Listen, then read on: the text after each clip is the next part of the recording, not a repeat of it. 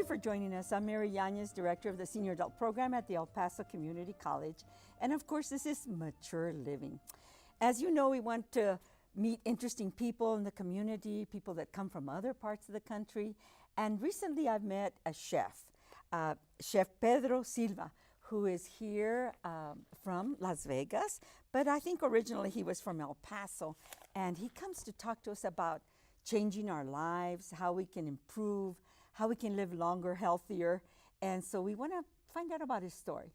So I've invited him to come join us here on Mature Living. Thank you, Chef Pedro Silva, for joining us, and it's good to see you again. Yes, nice here. Tell me a little bit about yourself, where you grew up and where you worked. And I know you talked to me about Las Vegas and all the interesting people you met, but tell me a little bit about your story.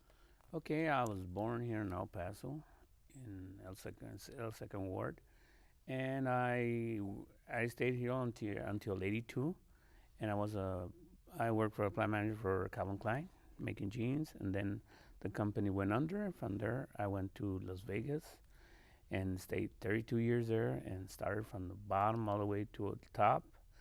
I worked at all the major casinos: Caesar's Palace, Treasure Island, Mirage, Enterprise, Aliante, Sun Coast, Gold Coast, El Rancho. And what did you work in? I was a chef. I started at first as a cook's helper. Then in less than a year, I was a cook. And in a year and a half, I was a master cook. And in 5 years, I became a chef. Wow.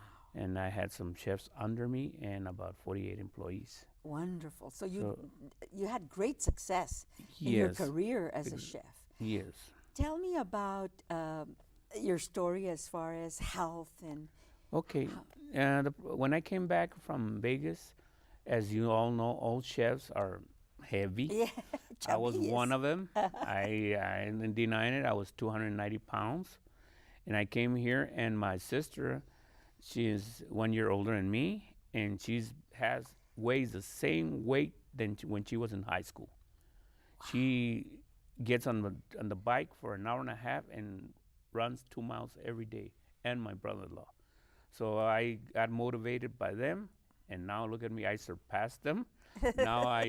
But they were my motivation, you know. That's wonderful. And now I jog 4 to 5 miles. I ate healthy. I dropped from 290 to 200 pounds. The doctor already declared me diabetic free, that I resisted back. And they took my blood pressure pills, my cholesterol pills, everything they took away. So when you're a diabetic, a combination of what your intake is, your nutrition program, and exercise can really reduce that. Yes, that it can. Diabetic situation. I proved the doctor wrong. Even in Vegas, I went down there. I told the doctor, okay, you ain't going to charge me. Take the blood away. Remember you told me I needed testosterone? He said, yes. You take the blood. And he said, your testosterone is high. You've been injecting yourself? No, sir. I've been doing it all natural. Okay. So tell me about how we can do that. Okay. How our audience and many of our seniors are watching and paying attention, because I do want to say this, and I want to include this right now in our conversation. Chef Silva, we want to see if we can do a class or a workshop for seniors through the Senior Adult Program to talk in detail about how we can improve our health. Okay, so as far as intake, what do you recommend? What is it? Okay, first of all, exercise. Okay, exercise. Even if you can't run, walk. At least walk at night when it's cooler, or early in the morning, 2-3 miles. Before you start first half a mile. Around the block sometimes. Yeah, because you're not used to it. But gradually, that's how I started. And I started, now I can do up to 8 miles. Wow, okay, amazing. And that starts, you start with that, and watching what you eat. Now stay away from the tortillas, bread, all that. That's a no-no right there, okay? So you kind of scratch off some items that we're so used to eating. I know, especially here in El Paso, tacos, okay? They'll have, but no, you stay away from that. You eat fish, salmon, salads, healthy salads. And make juices like smoothies in vegetables. And what is one of your specialties? Okay, in smoothies, something smoothies. Okay, right now I eat one dinner. That's it, And my dinner is from 3 to 5. At night, if early. I have my stomach starts grumbling, yes, I'll have a fruit only. Okay. Okay, and that juice that I made for you, Yes. that you do it because when you go to sleep, your body does not burn fat, and that will burn your fat and bring your diabetes down, everything on it. And in the morning, I just put celery, carrots, and cucumbers, and then just grind them up with a little bit of water, and drink it. And I got all my proteins there. Wow. You see, and it's all healthy, and I It's keep up from my diabetes. Now it went away. I don't want it to come back Yes. because diabetes is it's like a disease that sooner or later it'll take your life away if you don't watch yourself. Takes years away. Right. Your eyesight. It's Yes, affected. that's one, huh? Your circulation. Thank God. Sometimes you lose toes because of your diabetes, and so. And when I said I have it, I just started.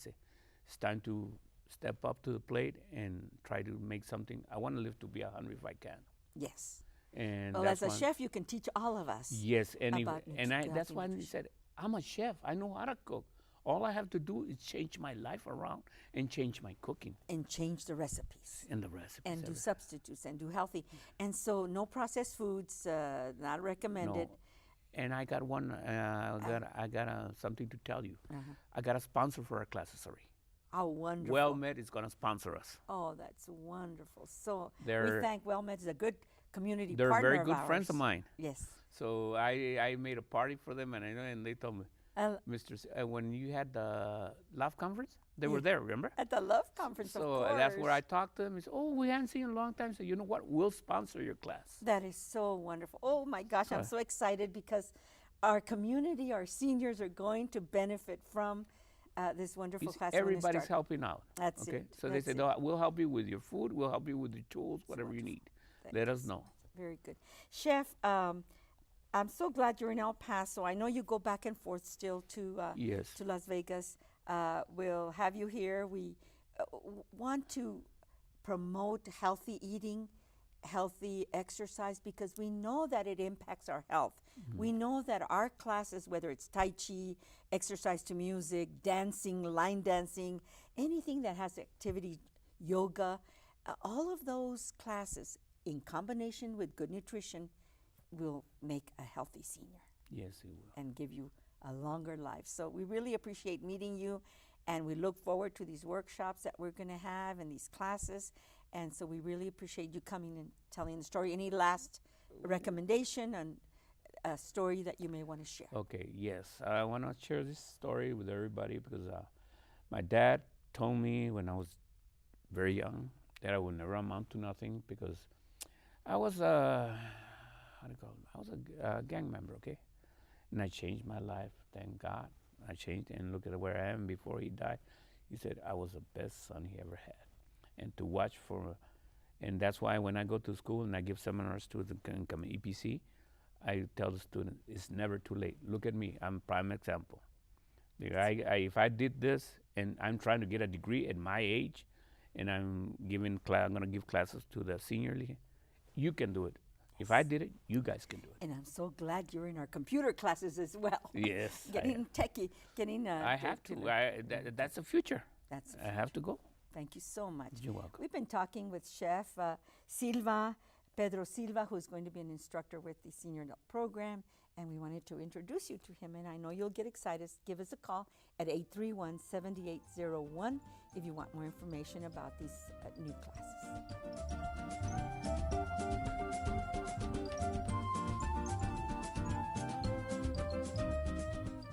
Thank you for staying with us. We want to continue our conversation, and we've invited one of our instructors, not a stranger to mature living and not a stranger to the Senior Adult Program, and to our students that take classes in the Expressions of Life class. And she also teaches ESL to our students, Nancy Green.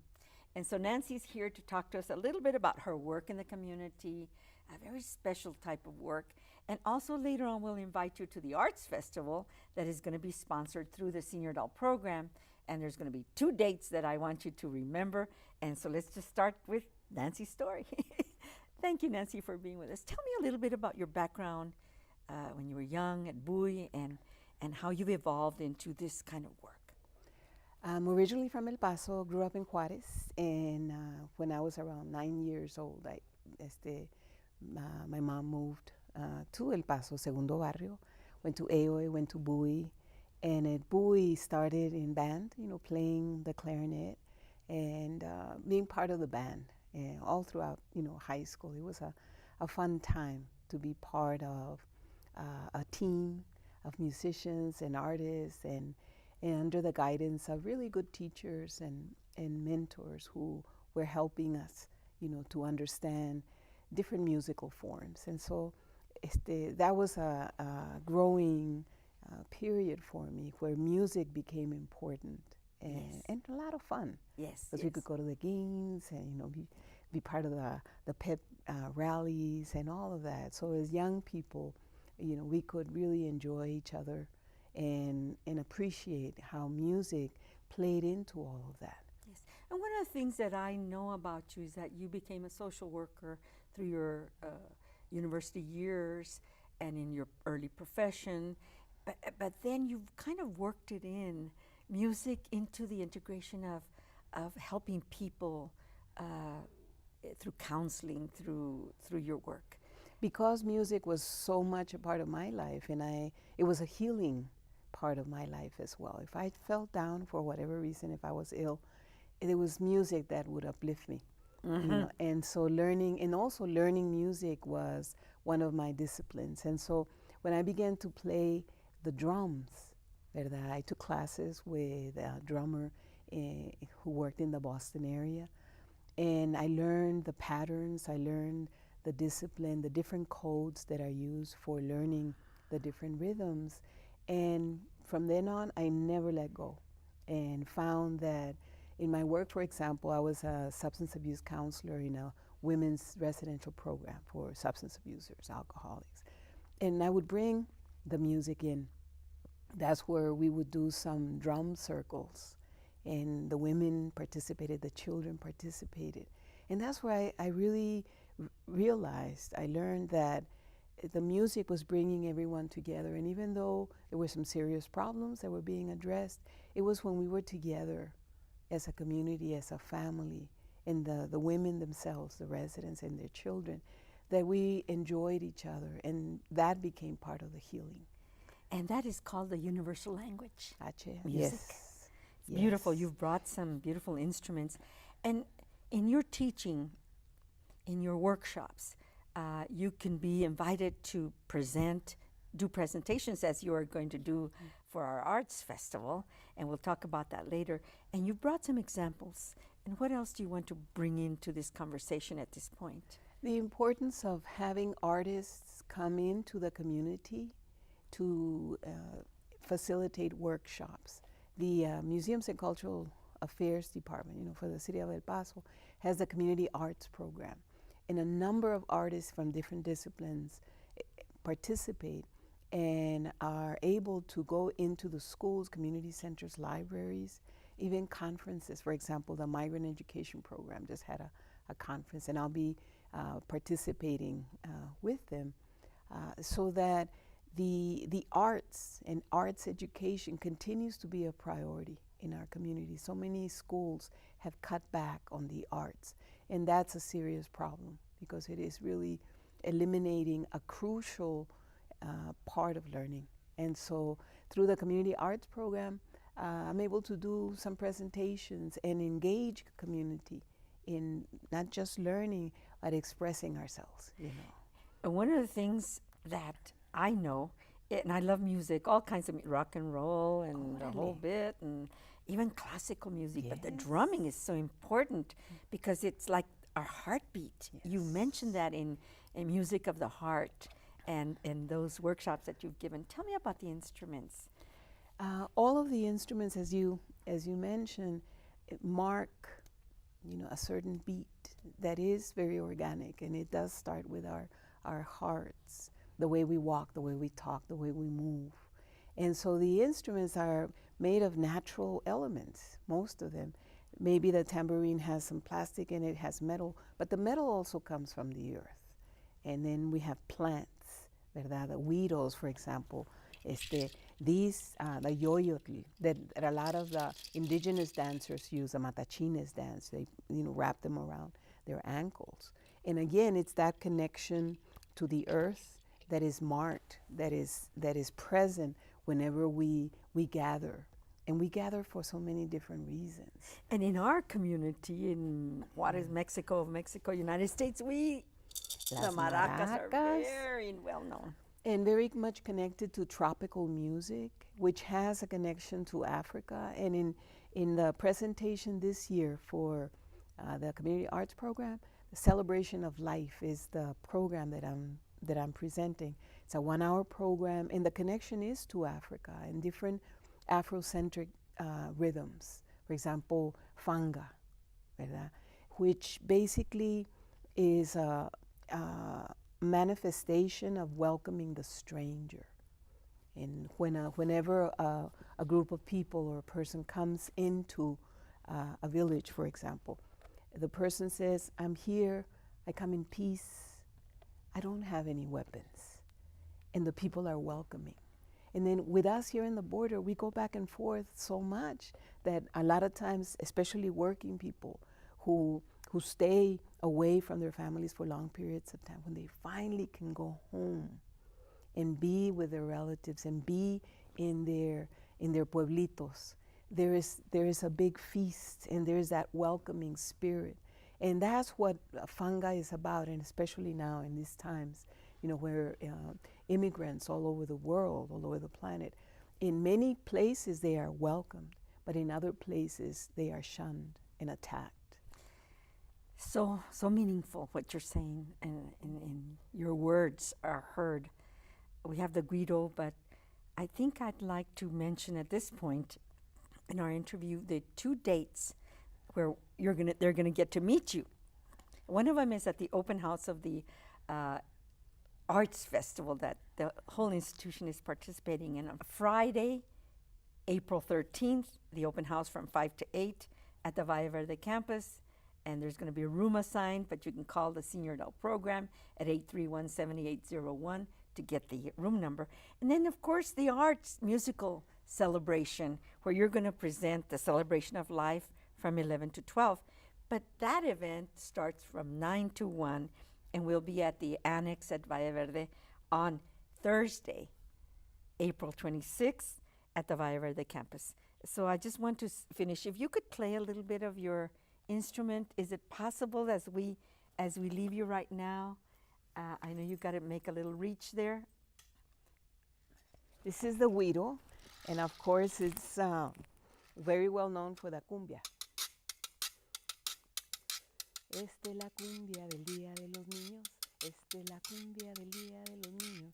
Esta es la cumbia del Día de los Niños. Esta es la cumbia del Día de los Niños. That's beautiful.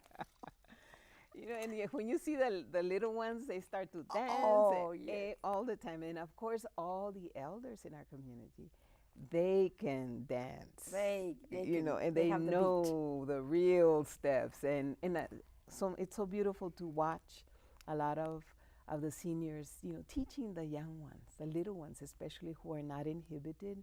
They have free spirits and can thoroughly enjoy the music, especially children with disabilities who love to express themselves in so many beautiful ways.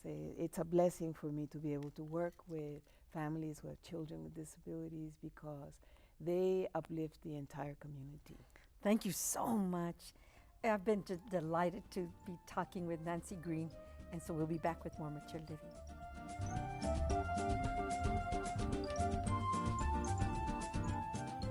Thank you for staying with us. Bob Warach has his legal practice here in town, and I like visiting him in his office because he always has such good information.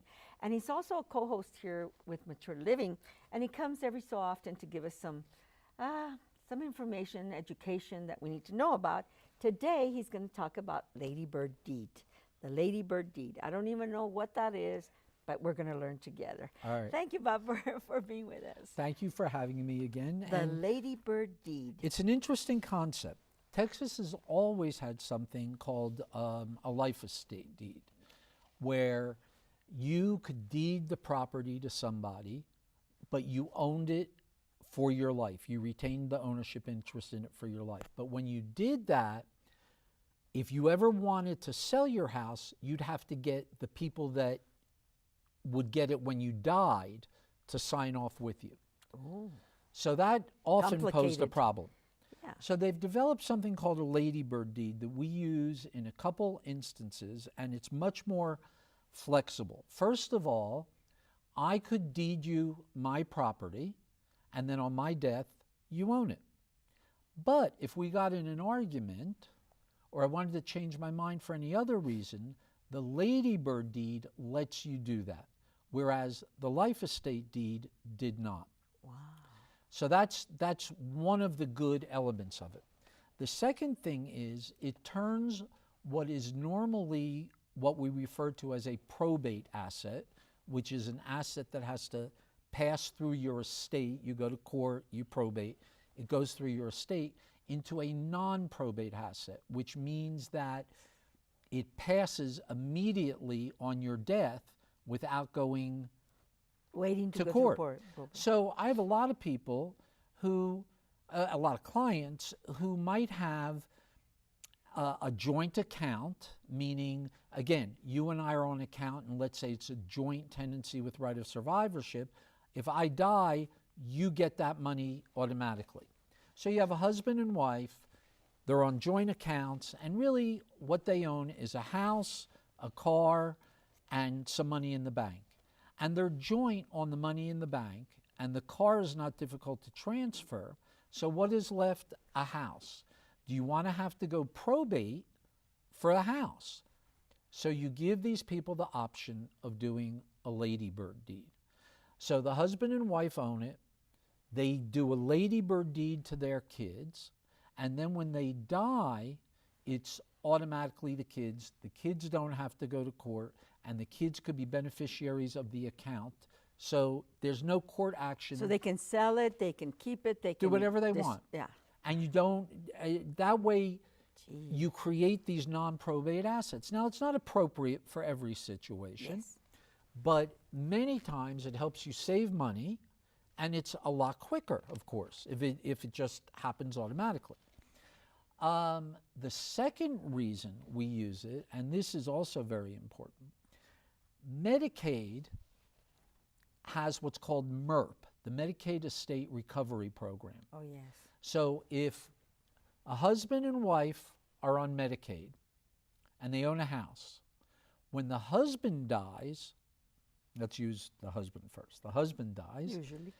Medicaid doesn't make any claim. But then, when the wife dies, Medicaid will come in and make a claim against the estate for all the money that they have paid in Medicaid funds for your health care. But they can only make that claim against an estate asset. Yes. So if you do this ladybird deed, you create a non-probate asset, so Medicaid doesn't have anything to file against, and the house passes to the kids free and clear of any claim of Medicaid. So it's really a wonderful document to use depending on your Yeah, situation. Yeah. When did this come into effect? It's been in effect a number of years. I'd say But it's new. It's not relatively, something in that- legal terms, it's Yeah. probably brand new, but Yeah. you know, Yeah. it's been around for a while. There's also something called, and we're not going to talk about this today, we'll save this for another time, but a transfer on death deed. But I like using ladybird Yeah. deeds for both of the reasons I've talked to you about. Yes. And I get a lot of people coming in saying they don't want to deal with probate. They don't want their kids to have to go through it. They want to take care of all of this stuff before they die. And so if you go through these processes, and especially getting back to the fact you can change it anytime. And I've had people come in and change the deed. You can deed it back to yourself. You can nullify the transaction to those people that you deeded it to and deed it to someone else. I mean, Wow. yeah, it's a little bit like the people who come in my office all the time and they change their wills because this kid wasn't good and this kid is good, and that's. But this is a very good process for relatively standard estates. You don't want to do this. I mean, for $1 million estates, certainly, because there's more to deal with than just a house and a small account. Yeah. But it's really a good way to go. And then, having said this $1 million estate thing, that's something else that's going to be interesting. Only and you maybe would we can know talk as an about attorney in estate. Well, yeah, I mean, situations. attorneys know about it, and of course, as I always say, call up a number of attorneys. Find out what the cost of these things are. It's like anything else today. You have to be an informed consumer. Yes. Very And good. Very good. So that's wonderful. What a great educational conversation, actually. You always enlighten me. I always say we learn something every day, and definitely it could apply to most anyone Yes, that absolutely. has a home. Yeah. And, very good. Simplifies things And makes, especially with Medicaid. Anybody on Medicaid needs to talk to their attorney about this. Yeah, very good. Well, thank you for being with us. I really appreciate. I love it. I love you. Yeah, I love and this whole program. This 20, yeah, really, you do, and you do a great job helping us because we need assistance like yourself. Well, thanks. And so 2018 is a good year. Yep. We're ready. Okay. All right. Thanks. Thank you, and we'll be back next time.